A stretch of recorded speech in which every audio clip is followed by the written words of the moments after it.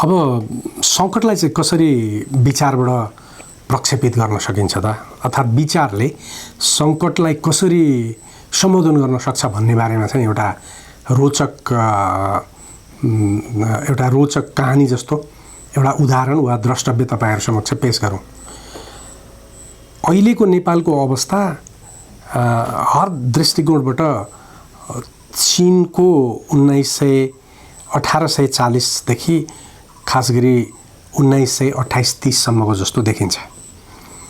जस्तो चीनमा 1840 मा बेलायतले पहिलो अफिम युद्धबाट चीनलाई पराजित गर्यो, जहाजहरू लिएर आयो, पराजित गर्यो र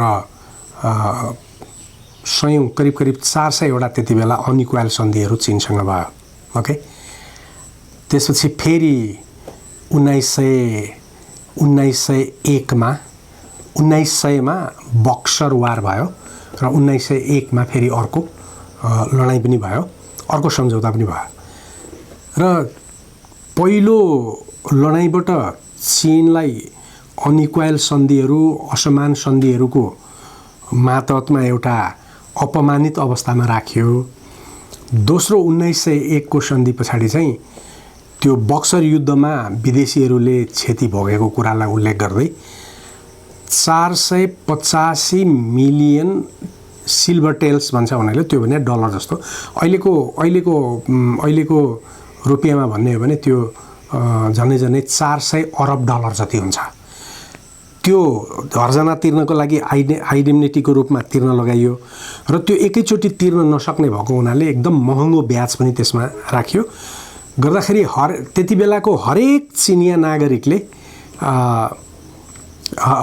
नागरिकको टाउकोमा त्यो ऋण पर्यो र चीन त्यो तिरै रह्यो, तर कहिल्यै मुक्त भएन। र त्यसै बापत चाहिँ के भन्दाखेरि हङकङमा बेलायतले आफ्नो नियन्त्रण लियो, मकाउमा पोर्चुगिजहरूले लियो, साङडोङ जापानिजहरूले लियो, त्यसपछि साङ्घाईमा विदेशीहरू बस्ने अलग्गै क्षेत्र र त्यो विदेशी बस्ने क्षेत्रमा चीनको कानुन नलाग्ने, सोभरेन्टी नलाग्ने भन्ने यस्ता खालका कुराहरू आए। 1911 मा सिन्हाई रिभोल्युसन भन्छ, त्यो भनेको sun yat-senको रिभोल्युसन भयो। त्यो रिभोल्युसनले चीनमा 2000 वर्ष पुरानो सामन्तवादलाई समाप्त गर्यो र करिब 100 वर्ष पुरानो त्यो अर्ध उपनिवेशी टाइपको अधिनायकवादलाई पनि समाप्त गर्यो। सो चीनसँग दुईटा कुरा थियो। एउटा क्षतिग्रस्त जनता, पीडित, डेस्टिच्युट, खान नपाउने गरिब जनता थियो। अर्को राष्ट्रको अस्मिता चाहिँ लुटिएको स्थितिमा एउटा अपमानित इतिहास थियो। गरिब जनता, अपमानित इतिहास। अब नेपालको स्थिति हेर्नुहोस्। 1816 मा हाम्रो जमिन लुट्यो, ब्रिटिसहरूले लुट्यो। त्यसपछि 1846 मा त्यो निरन्तर आएको द्वन्द्वको राजनीति 1846 मा आइपुगेर राणा शासनमा आयो, कोत पर्वमा आयो। कोत पर्वमा आइसकेपछि ब्रिटिसहरूको चाकरी गर्दै राणा जङ्गबहादुरले उपनिवेशवादको समर्थनमा भारतीय विद्रोहलाई दमन गर्ने सेना पठाएर राष्ट्रलाई जोगाएर राख्यो। त्यसपछि यो नेपाली नागरिकहरू विदेशमा पठाउने अर्को एउटा चाहिँ उपनिवेशवाद त्यहाँबाट सुरु भयो। एउटा जनसङ्ख्यालाई उपनिवेश बनाइयो। त्यसपछि 1823 मा हामीले मागेर राष्ट्र तिमी स्वतन्त्र हो भन्ने एउटा सन्धि गर्नु पर्यो र त्यहाँबाट त्यही सन्धिलाई टेकेर स्वतन्त्र भारतले नेपाललाई एउटा स्वतन्त्र राज्यको रूपमा मान्ने कुरा त परै जाओस्, उसको हिजोको गुमेको जमिनहरू फिर्ता गर्ने कुरा त परै जाओस्। 1950 को सन्धि लड्न लागेको राणाहरूलाई हतार सन्धि गराएर नेपालको स्वतन्त्रतालाई एउटा गाइडेड इन्डिपेन्डेन्सको थ्योरीमा स्वतन्त्र नेपाल, तर भारतको गाइडेन्समा रहेको स्वतन्त्रता भनेपछि मैले त्यसलाई थ्योराइज गर्दाखेरि इन्डिया गाइडेड इन्डिपेन्डेन्स भन्छु। त्यो इन्डिया गाइडेड इन्डिपेन्डेन्समा चाहिँ नेपाललाई लग्यो र त्यसपछि अहिलेसम्म पनि त्यो स्थिति छ। अहिले पनि नेपाली नागरिकहरू सिङ्गापुरमा काम गर्छन्। कुनै एग्रिमेन्ट बेगर नेपाली नागरिकहरूलाई सिङ्गापुर पुलिसमा बेलायतले लगेर ठेक्कामा काम लगाउँछ, ब्रुनाईमा काम लगाउँछ, बेलायती सेनामा छ, उनीहरूलाई असमान व्यवहार गरिएको छ। भन्दाखेरि अहिले पनि नेपाल के छ भन्दाखेरि वास्तवमा त्यो हिजोको अपमानित इतिहासभित्रै छ। अर्कोतिर नेपाली जनताको स्थिति हेर्ने हो भने एकदम कमजोर छ। आर्थिक स्थिति कमजोर छ, शिक्षा कमजोर छ, नेपालीहरूमा अल्प ज्ञानको प्रभाव छ, अनेक किसिमका भ्रमहरू छन्, अनेक किसिमका रूढिवादहरू छन्। त्यसले गर्दाखेरि समाज सही ढङ्गबाट अगाडि बढ्न सक्दैन। एजुकेटेड मान्छे पनि दक्ष, योग्य, व्यावसायिक रूपमा आफ्नो बौद्धिकता प्रयोग गरेर, सिप प्रयोग गरेर उत्पादन गर्न सक्ने, आविष्कार गर्न सक्ने क्षमताको छैन। डिग्री बोकेको मान्छेहरू छ। अर्थात् नेपालको पनि इतिहास अपमानित छ र नेपाली जनता गरिब छ।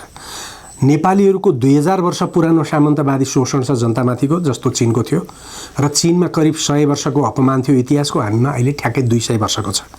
र त्यति बेला चिनिया नेताहरूले sun Yat-senहरूदेखि लिएर माओ त्से-तुङहरूदेखि लिएर सबैले के भने यदि चीनलाई उद्धार गर्ने हो भने यो अपमानित इतिहासलाई समाप्त गर्नुपर्छ र चिनिया जनताको आर्थिक स्थितिलाई रूपान्तरण गर्नुपर्छ। हाम्रो पनि यथार्थ त्यही हो। यो अहिलेको जुन अपमानित इतिहास छ यसलाई स्वतन्त्र राष्ट्र बनाउन नेपाल हर दृष्टिकोणले स्वतन्त्र हुनुपर्छ र नेपाली जनताको यो जुन गरिबी छ, एउटा डेस्टिच्युट छ, त्यसलाई समाप्त गर्नुपर्छ। अब यसो गर्दाखेरिको महत्त्वपूर्ण कुरो कसरी गर्ने भन्ने कुरो विवाद चल्यो चीनमा र 1911 देखि 1919-20 सम्ममा दुईटा महत्त्वपूर्ण विद्वानहरूले त्यति बेला कुरा उठाए। छन गुवा भन्ने एकजना थियो, अर्को हु लिन भन्ने थियो। उनीहरूले यस्तो सङ्कटग्रस्त समाजलाई बाहिर निकाल्न के गर्नुपर्छ भन्ने थ्योरीहरूको बारेमा छलफलमा ल्याए। छङ्गुवाले भन्यो चीन जीर्ण अवस्थामा छ, मर्न लागेको, एउटा जरा पनि कुइन लागेको रोग जस्तो स्थितिमा छ, त्यसकारण यसलाई जोगाउन सजिलो छैन। त्यसकारण यसलाई एकदमै कडा मेडिसिन दिनुपर्छ, जबरजस्त कडा मेडिसिन दिनुपर्छ, बाँच्यो मर्यो, तर यसलाई अब सामान्य औषधि दिएर जोगाउन सकिँदैन भन्ने थ्योरी उसको आयो। व्यापक छलफल भयो चीनमा। त्यसको काउन्टरमा हु लिनले के भन्यो भन्दाखेरि, हु लिनले चाहिँ के भन्यो भन्दाखेरि, होइन यो खतरनाक स्थिति हो, तर यो खतरनाक स्थितिमा कडा मेडिसिनले उसलाई झन् मार्नेतिर लैजान्छ। त्यसैले पहिला अलिकति उसलाई न्युट्रिसनहरू दिएर माइल्ड मेडिसिनको बाटोमा जानुपर्छ भन्दाखेरि दुईटा सिद्धान्तहरू जन्मिए। दुईटा सिद्धान्त कसरी जन्मिए भन्दाखेरि, एउटा सिद्धान्त चियाङ काय-सेकको सिद्धान्त हो, जसले जबरजस्त सैनिक तानासा लगाएर त्यो लडाइँबाट युद्ध सरदारहरू समाप्त गर्दै जबरजस्त ढङ्गबाट तानाशाही ढङ्गबाट चीनलाई लिएर जानुपर्छ भनेर उसले निरङ्कुशताको बाटो लियो।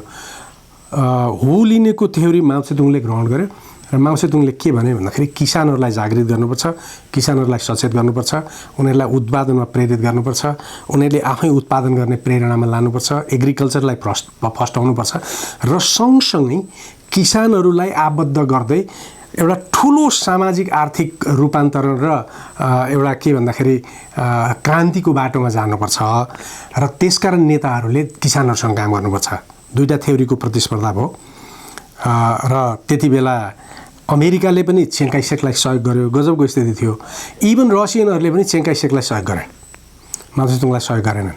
त्यसैले माओ त्से-तुङहरूको क्रान्ति चाहिँ गाउँमा किसानहरूसँग किसानलाई जागृत गर्ने तरिकाले गयो। ओके, पछि अब दुईटा सिद्धान्तबाट विकास भएको दुईटा दृष्टिकोणहरू गृहयुद्धमा पुग्यो। अल्टिमेटली कम्युनिस्टहरूले किसानहरू मार्फत देशलाई जीवित गर्यो। एक यो अवस्था हो। हाम्रो अवस्था कस्तो हो भन्दाखेरि, हाम्रो अवस्था पनि एकदम जटिल सङ्कटको अवस्था हो। अब प्रश्न त्यसर्थमा के भने, छङ्गुओफाको थ्योरीबाट स्ट्रङ मेडिसिन लिएर जाने हो वा हु लिन ईको दृष्टिकोण अनुसार नरम खालको लिएर जाने हो, यो बारेमा नेपालमा बहस भएन।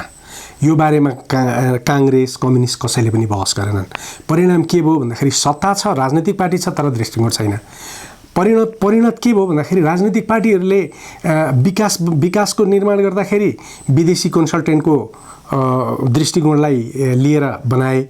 अनि नेपाली नागरिकहरूको परिवर्तनमा किसानहरूप्रति कहिले पनि राजनीति जाँदै गएन र उल्टै किसानहरूलाई बेहक गर्ने खालको र किसानको उत्पादनहरूलाई समाप्त गर्ने काम गरियो।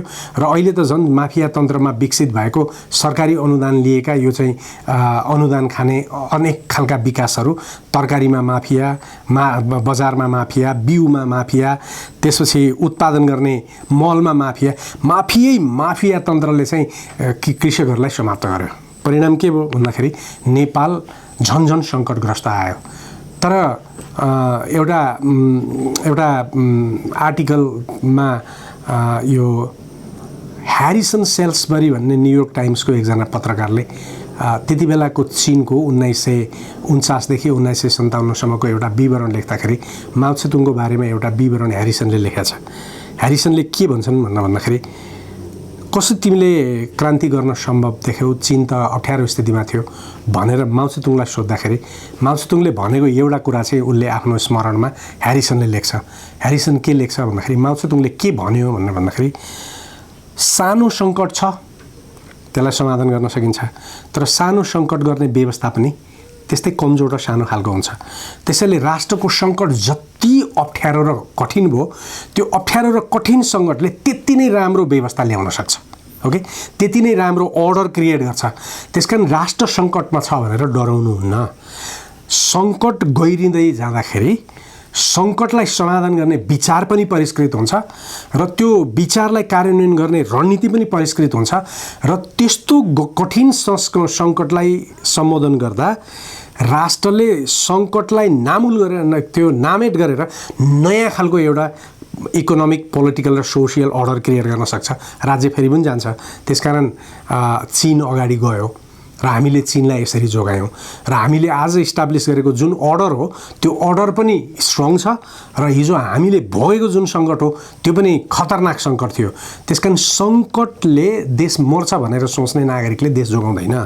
फेरि पल्सनको कुरो गर्दाखेरि त्यस्तो समयमै त्यस्ता नागरिकहरू जन्मिनु आवश्यक छ जुन नागरिकले आफूमा भएको ताकतलाई प्रकट गर्छ र सङ्कटलाई एड्रेस गरेर देशलाई बाहिर ल्याउँछ। त्यसकारण नेपाली नागरिकहरूले बहस गर्ने अहिले कुरा के हो भने हामी कडा मेडिसिन दिएर जान्छौँ वा नरम मेडिसिन दिएर जान्छौँ, तर यो अहिलेको यो बहस अहिलेका पोलिटिकल पार्टीको लिडरसिपले गर्न सक्दैन। किनभने बोल्न जान्नु मात्रै भएर हुँदैन, विज्ञता प्राप्त गर्नुपर्छ। हामीसँग बहुतै कम पढे लेखेको लिडरसिप छ। उसले बोल्न जान्दछ, मार्क्सवाद पढ्या होला, लोकतन्त्रका किताब पढ्या होला, तर उसँग विज्ञता छैन। त्यसकारण माइल्ड हो वा स्ट्रङ मेडिसिन हो। यो सङ्कट जरा कुहिसकेको रुख हो वा जरा चाहिँ बाँकी रहेको मकाएको रुख हो, त्यसलाई हामीले विश्लेषण गर्नुपर्छ। त्यसो गर्दा समाजका सम्बन्धहरूको विश्लेषण गर्नुपर्छ र त्यसपछि हामीले यो सङ्कटको स्वरूपलाई यकिन गरिसकेपछि यो सङ्कटको समाधान गर्न हामीले प्रयोग गर्ने विचार र रणनीतिहरू यकिन गर्न सकिन्छ र त्यसको आधारबाट यो सङ्कटलाई समाधान गर्ने नयाँ अर्डर सृजना गर्न सकिन्छ। र नेपाली युवाहरूले अहिले स्युडो नलेजमा कसैको कुरा ठिक र बेठिक भनेर कुद्ने भन्दा पनि यो गहिरो बहसमा आउनुपर्छ र खालि एनजिओले चलाउने जस्ता कार्यक्रमहरू कहिले कसको हक कहिले कसको बेहकमा छलफल होइन, समाजको गुदी कुरामा समाजको संरचनाभित्रका यी डाइनामिक्सहरूको बारेमा नेपाली युवाहरूले छलफलमा अगाडि आउनुपर्छ। यसो भयो भने सङ्कटबाट निकाल्न सकिन्छ।